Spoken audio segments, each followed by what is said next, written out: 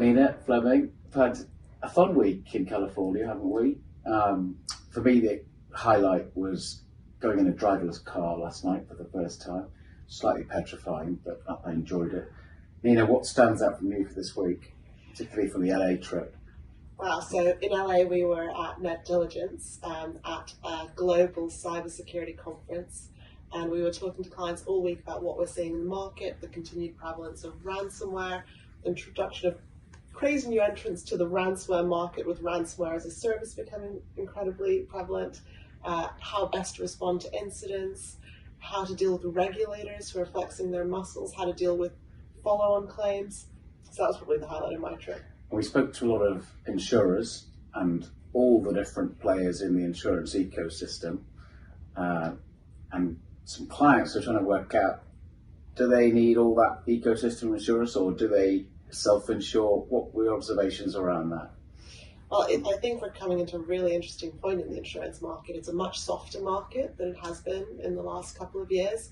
So insurance is becoming a pretty attractive option for a lot of companies that were potentially being priced out of the market or looking at pretty exclusive coverage that would have had a significant amount of exclusions that maybe made the coverage not as valuable as it could be today.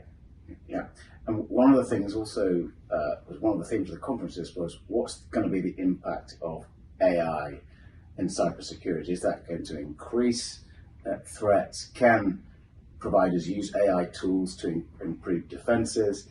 Fleming, you're a data AI expert. Are we seeing a bit of a shift in the data AI space from perhaps compliance to how do we best exploit data from a commercial perspective? I think that's exactly what the businesses over here tell us. I mean, it was already interesting driving into San Francisco and seeing all the ads, and 80% of it was around new AI tools, new AI features, and the clients we've talked to, they're not waiting for the regulatory framework to come. Obviously, they have this in mind, but naturally, they start developing AI. They start thinking about how to use it in the company, what they need to put, what type of frameworks do they need to put around the use of AI, how they can use and exploit the data they already have, or how they can license new data to use for training AI, etc. So this is really one of the prevalent topics already over here. It was really interesting and engaging into discussion with the clients here.